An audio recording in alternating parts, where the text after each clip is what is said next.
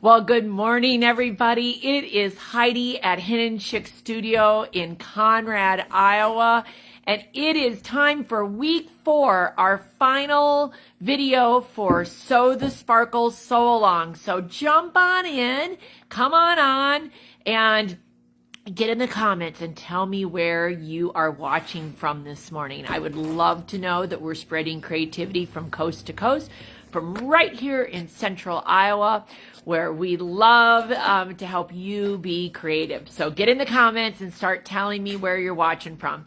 And I hope you've had a great weekend. It is Monday morning, the sun is shining, and I am ready for a new week here in the store. Always fun to see what is going on. And good morning, Jolynn. All right, people are starting to jump on. I love it. I love it. So we have been having fun for the last 5 weeks, actually, because I skipped a week in there because of Memorial Day weekend. But if you are just watching us for the first time, what we've been doing is working on the free pattern called Shining Stars by Patrick Lowes. And Patrick is just a great designer, and he's been a friend for a long time. So I interviewed him, way back when. I think that was like at the end of April. And everything that we have been doing is all on the website at hiddenchickstudio.com/sparkle. And I just thought of something. Hey, Virginia, would you please go in and activate or make public the Shining Stars Complete pattern? Thank you. I forgot to make it complete or to make it so you guys could see it before I went live. Dang it, that's my Monday morning checklist. Wasn't working there. So Virginia will take care of that. And so anyway, so we'll work on making sure that the whole pattern is live. But we've been working on Patrick Lowes' Shining Stars pattern. And I gave you 3 larger blocks in the past few weeks. Today you're getting everything. All of the instructions, all of the remaining blocks, all the setting, everything will be in there. So that is important. That's all on our website. Again, hiddenchickstudio.com/sparkle. Or if you just go into the search and type in Shining Stars, it's actually called Shining Stars Complete, so that you would know that you were getting the entire set of instructions. So that's the first thing. There is no time frame. The rest of the videos that I've done are all on that page, as well as the interview with Patrick, so that you can go back and check it out and be inspired. And maybe it's a project you will want to make in the future. So really appreciate everybody and the hundreds of you that have been downloading the pattern. Always fun to see you all wanting to participate and follow along as well. All right. So a couple of things that I want to talk about today. One is that this quilt is assembled a little bit differently. Most often we think about assembling a quilt in blocks, and then we're going to go in horizontal rows or vertical rows.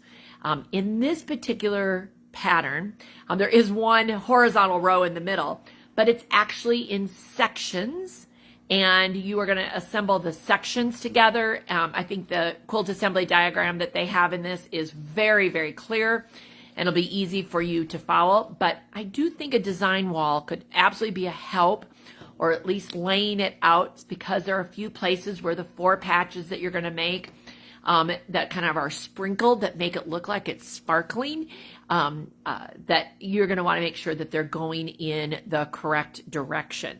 So a design wall. We recently just got some new design walls here at Hidden Chick Studio for the retreat centers, and we're loving them.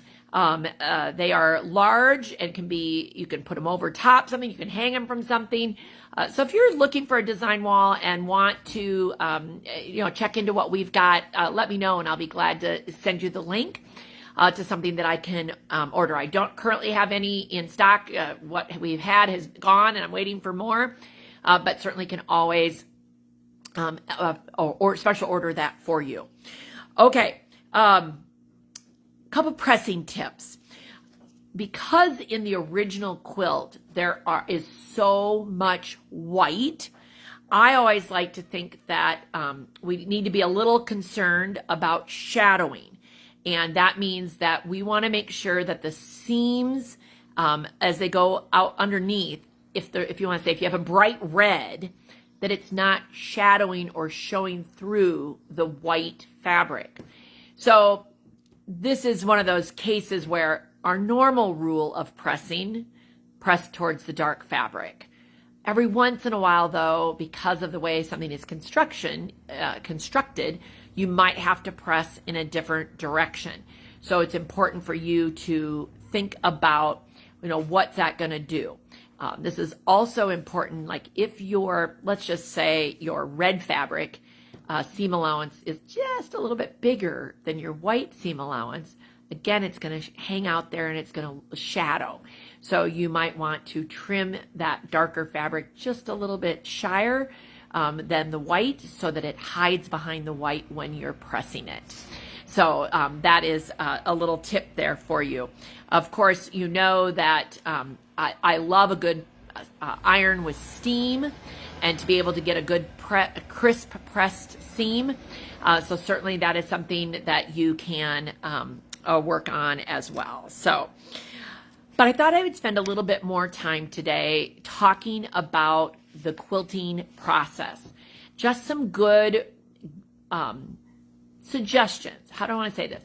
Not rules. They're not even necessarily guidelines, but different ways to think about how you're quilting a quilt. There is no right or wrong way because it really comes down to personal preferences. And we all have figured out, right, that we all have our own bias towards this or to that. That's why every quilt shop has different fabric in it, because we lean bright or we lean dark or we lean floral, or we say, no, we want small print. That's what makes quilting so exciting. And so there's no wrong way, just different ways to do things. And so first of all, I want to talk just a little bit about the difference between edge to edge and custom quilting.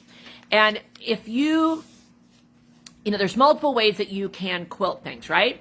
You can send them out to a professional quilter. You can quilt them yourself, or on your domestic machine, or you could quilt them on a long arm, like coming in here and renting. So there's different ways that you can quilt. But even if you're sending them to a professional quilter, if you better understand the language and the different, I'll say, parts and pieces of the process, you are going to be able to communicate better with your long arm professional. And Stephanie is in the back, but I could say, I bet she's nodding her head, that it would be great for people to know even more facts. So edge to edge quilting. What is edge to edge quilting? It means that literally the quilting motif goes from one edge of the quilt to the other edge of the quilt and does not take into consideration any part of the design. So for example, behind me, and we'll see if in a minute if I can move the camera and you can get a better idea. This particular quilt called Shoreline Sweet Escape, it is an all over feather design. And I don't know if you can see it from that distance, but I'll get up closer so you can see it. But it is literally considered an edge to edge motif. Stephanie is doing all of that work with a computer, so it's computerized. Some of you might know the term pantograph, which is also considered edge to edge with a motif that, goes over. It's just that it's hand driven. You're following the pantograph rather than the computer, okay? But an edge to edge motif is typically less expensive to have quilted than a custom quilting. So that's one reason why. But there are thousands. How many? Stephanie's walked her way back up. So I won't. She's off camera, but I'm going to ask her how many edge to edge patterns do you think you have access to? Do you have any idea? Hundreds of them that we have, and thousands probably to choose from. Oh yeah, you can go online and find almost any design that you're looking for. Yeah, so thousands. So you could get circular, like this one is very feathery and very pretty. I'm looking at one across from me that has flowers. I know we have one in the back that's a wave. We have another one that forms diamonds. Those are all edge to edge kinds of motifs, and it's important to be able to me, they add texture and are very cost effective. Okay. Custom quilting is great if you want to highlight particular areas of a quilt.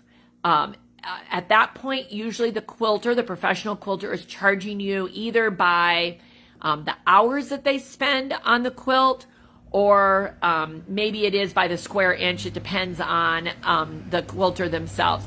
But by all means, when you start custom quilting, I always say that every time I have to pull my thread up and tie it off or do something with it, that's time, right? So those are the kinds of things that take more time for a professional to be able to do those kinds of custom quilts. But there are times when a custom quilt or a quilt just needs custom quilting, just because it feels like it, right? So certainly save those things for the time when you have those quilts. And of course, you remember, we can actually teach you here how to use a long arm. We have some wonderful, wonderful long armers, and even the most simple designs can really elevate their quilt tops, and they love the process of finishing them themselves. And so that's a whole nother possibility. But the other thing I want to spend a little bit of time on is talking about thread color. And this is something that you might just think, oh, just pick whatever color you want. Well, when we pick a color of thread for the top, you have to think about, do I like to see the thread or do I not like to see the thread? Personal preference. Again, there is no right or wrong of this. So I'm going to use black and white. So if I've got a white quilt top and I'm like, oh, I love black thread, great, I'm going to see the black thread on the white fabric. Or if you say, nope, I want the thread to always blend in, then I'm going to pick white thread. Okay? Well, when you're working with a long arm quilting machine, you want to consider that the bobbin thread, or the thread that will be on the back, is going to be the same or similar to the thread that's on the top. From a tension standpoint, the needle of a long arm is much larger than a domestic machine. Even if we have perfect tension, that hole that it creates, you can often see what's in the hole. So if I'm using white thread on the top and black thread on the bobbin, even if the tension is good, I could see a little black speck on the top, okay? So I always like to get quilters thinking about, again, whether they're quilting their own or whether they're sending them out to have a professional quilt them, is first, what color do I want on the top? All right, I've decided my top is white. I am going to have white thread. All right, so now think about that white thread, if I have it in the bobbin, what's it going to look like on my backing fabric? Oh, I love how it creates texture and a look with black fabric. Great, so I'm going to have black fabric with white thread on it. Or, nope, I want it to hide on the back too. All right, I either get a busy back, as I like to say, so that you really can't see the thread at all, or a white fabric or light fabric so that white thread were to blend in. So you see the kinds of choices. Again, there is no right or wrong decision here. It's all personal preference, and we all learn what we like. I tell this story all the time when I'm teaching our long arm class, that I didn't know I had a thing about backing fabric and the thread colors until I had an example in front of me. And I prefer not to see the color changes if there are color changes or thread. I prefer just the texture on the back. So I often choose a busy back, assuming that the thread color on the front is a certain color, that it's just going to blend in with the back. And so that's just my personal preference. There would be other people who would say, oh, I want to show all that thread. Not a problem. Then you pick a fabric that then shows it all. Okay? All right. So you get the gist, right? So just make sure that you keep in mind that the thread on the top should match or be similar to the thread in the bobbin, and how that chooses or changes or improves your selection of backing fabric as well. Okay, let's go on to binding for a minute. We do have a free downloadable binding instruction sheet. If you go into the search field at hiddenchickstudio.com and simply type in binding, it will pop up. So just a quick reminder, if you love to hand stitch one side of your binding, then you always start with the binding on the top and pull it to the back, hand stitch it on the back. But if you would prefer to work on your machine binding technique, then start on the back, pull it to the front, and we prefer here, or I prefer, your choice again, to use a color of thread when I'm machine binding that matches the fabric so that you don't really see that line. Now, I will tell you, Stephanie and her mom are pros at machine binding. And I'm gonna move the camera here in just a second.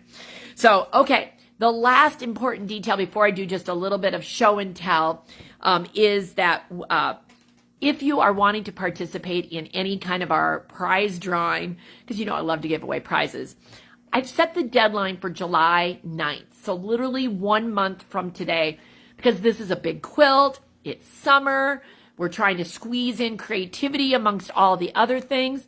So, and again, there's still a lot of work to do, a lot of blocks to be cut. So I am giving you until July 9th to upload your quilt top. I will have that link on the Sparkle page. And of course, as always, make sure that you are putting photos along the way in our creative community because everybody loves to see that. Okay, who would like a little show and tell? Hands up, who wants a little show and tell? All right, I'm going to say we're going to walk around and just show a couple of these quilts up front. So now bear with me. I will try not to make anybody sick or dizzy. Oh, and Susan said, I consider the use of the quilt when selecting the type of quilting. Isn't that perfect? I, again, always say, all right, we're going to get into moving mode here. I always say that how it's going to be used is an important detail. Okay, I'm going to come back to the quilt that was behind me here. And I think you're going to be able to see maybe a little better. Can you see the feathers that go across that quilt? So that in the light areas, and here's another way to look at the thread choices. Like in a quilt that has high contrast, we used a light colored thread here so it blends in the neutrals and you see it more in the dark fabrics. But it is a beautiful feathered piece. Okay, I'm going to come over here. We're going to just go and look at a few. So this quilt, check out that pattern. Very different, much more contemporary. I would describe that as contemporary. Let me go back just a little for you. And then this down here on Chicken Scratch Jubilee. Nobody's getting car sick, I hope. This is more scrolly. I think there's something that I like, that when you have a lot of hard angles, that it's nice to see what I would describe as curves. Okay, we're going to go over and, oh yes, say hi to our nice new t-shirt there. Okay, I love plain and simple. I am a traditionalist in many ways, and I love patterns like this that to me just look like this is how they were quilted. And I cannot read your comments at the moment because the camera is up high, so I'll have to look at those later, but look at how that just shows up beautifully, the different sizes of circles there. All right, I'm gonna go to the other wall here for a minute so nobody gets seasick as I go around. I'm gonna turn that off. Okay, I want to go over. Here's that same swirl. Actually, two things. So here's brush strokes. This is the darker version, that same wavy pattern we saw on the light version. And then here's that same overall circles. Much harder to see on the flannel. I don't know if it's just because of the way it blends in. Okay, and I'm gonna a couple more here. Bear with me. Get to see some pretty quilts this morning. So there's a lot going on in this is Sunday Brunch Twinkle, but you can see the flowers that have been chosen there. So it's a lot harder to see the overall other than just texture. And then here, back to my loving tradition, here is Baptist fan on this particular quilt.